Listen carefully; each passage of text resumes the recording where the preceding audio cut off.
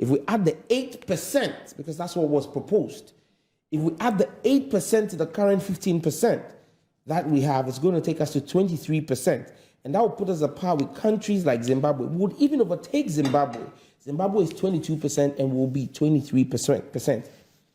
And then he goes on, he quotes he says, Mr. Speaker, even the Trade Union Congress, TUC, has opposed this tax. And I refer to Daily Guide of yesterday, March 11, 2008, where the TUC has stated categorically that it is opposed to this tax and it has advanced various arguments to support this.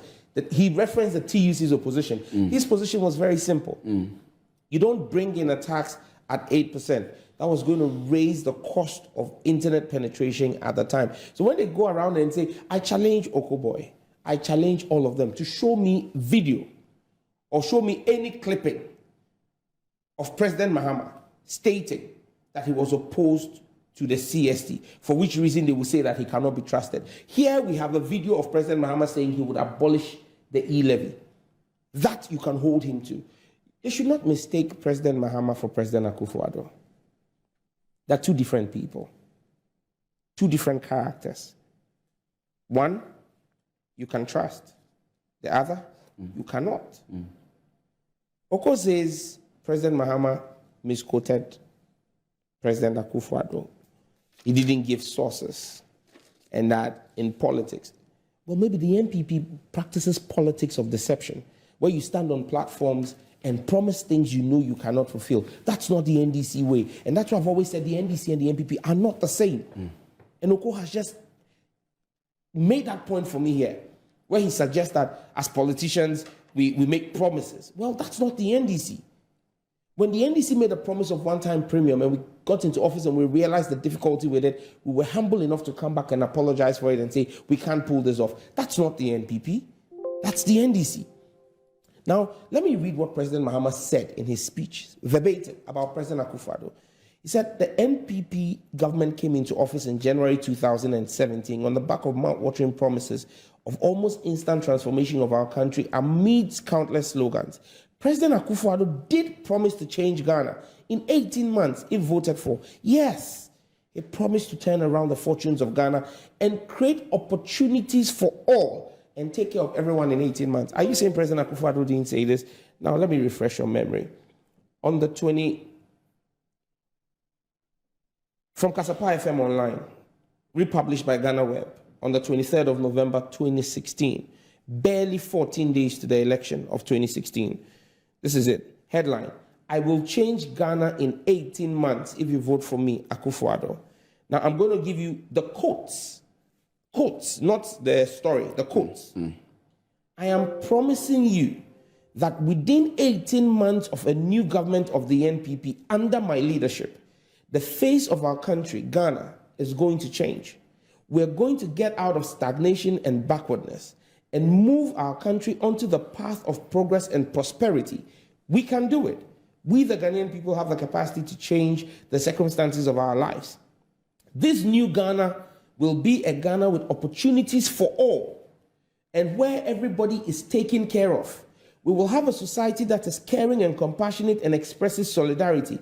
Nobody is going to be left behind. We are all going to march together, hands linked together to that great future that beckons us here in Ghana. Akuffö Addo's own words in November 2016. How then do you say President Mahama misquoted him? But well, I understand. He says President Akuffö Addo just makes empty promises. When they get on the platform, they say what they want to say to win elections. That's why they promised one district, one factory, and they have failed us. That's why they promised one village, one dam. They have failed us. That's why they promised hot chocolate for school kids and a hot meal every day for school kids. They have failed us. The litany of promises. We don't forget the NPP's track record. 22 years ago, in a manifesto, they promised that they were going to build high-rise buildings in Nima and convert Nima to like a villaggio. We remember them. This is the same NPP that said 22 years ago in a manifesto that they were going to transform every chop bar into a world-class restaurant. That's them. This is the same NPP that just 8 years ago actually said, 8 years ago, in fact, what's 8 years ago? 6 years ago, their 2020 manifesto, they said they were going to transform the Addö into a maritime drive, and that we will have yachts and boat cruises on the Addö. That's the NPP. That's the party. So they mistake us for them. We are not you. And when you take President Mahama's statement, when he makes his comments, when he makes his comments, okay, he is very factual. Akuffö promised that he was going to grow our economy at double digits. He promised he was going to reduce borrowing. He promised to ensure fiscal discipline. He promised to bring down the cost of living, to lower taxes and protect the public purse and move Ghana from taxation to production. Has he kept even one of those promises? No. It is not true that Ghana was doing so well before COVID hit. And you see, you always jump to the COVID excuse. The World Bank country director has made it clear to us that as far back as 2019, Ghana's economy was in distress. And don't forget that you had your finance minister tell you that you had an economy that could withstand any shock in less than 3 months. What is 3 months? 3 weeks. Your economy was on its knees in ICU. As we speak now, the economy is comatose. It's gone into coma.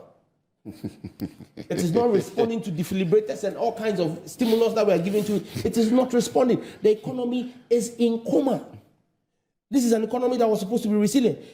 Why? You see, the NPP seems to live in an alternate reality. When we complain, they deny that food prices have gone up. They tell you that you can get a bundle of plantain for 4 Ghana cedis. Where? Maybe at the Flagstaff House. At the Flagstaff House, I don't know. You get it. But food prices have gone up. They insist that business climate is favorable. Businesses are moving out of Ghana and resetting up in Burkina Faso and Abidjan. He tells you that there was a power crisis. Yes, there was a power crisis because for 8 years under the Akuffö administration, you did not do any considerable development or add any considerable thing to our power generation capacity. This is a president who came in and didn't give excuses. He said, I will fix it. He came to Parliament and said, I admit that we have doomed, so I will fix it. By the time he was leaving office, we had fixed it. We had installed over 5,000 megawatts of power when our peak demand was less than 3,000 megawatts of power. Today, as we speak, our redundancy, which is sitting in excess of 600 megawatts, is sitting precariously around 300 megawatts. And that's why we're having doomso without the Ministry of Energy admitting that we have doomso. We have erratic supply of power. They tell you that the evidence shows that they are making investment in meaningful capital expenditure. Where is it? What are they doing capex in? He sat in Parliament with me. Capex budgets come and it is 0, 0, 0. You are giving 0% to agencies. And they talk about social justice. Really? Have you seen the Press Freedom Index? The Press Freedom Index is clear. We've dropped to our lowest in 17 years. 30 from 30 to 60. Why? Because you have a government that is clamping down. A government is clamping down on free press and the speaking. Look, they've applied a 2-pronged approach, and because it is without any prejudice to you, no hard feelings. What they've done is they've gone after people in the media and given them appointments to silence them as one step. And there's a full list, and that's why I said it's just not about you. There's a list of about 25 media people I can recite that have been taken into government to kind of and you will start with me.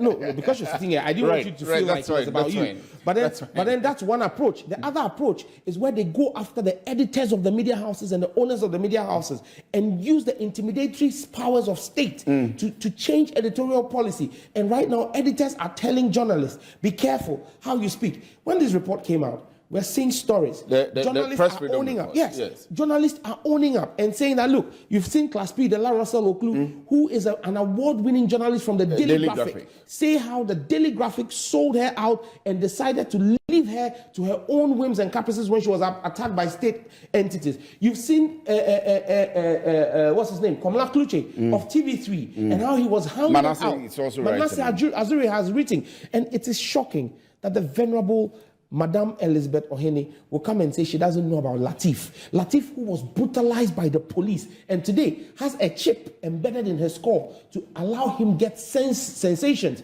on the right side of his face. Look, we can go on and on. When President Mahama spoke, he didn't just speak. He gave, yes, yes. Let me go to the alternatives. Allow me. Let me take a quick break and come back. I'll give you.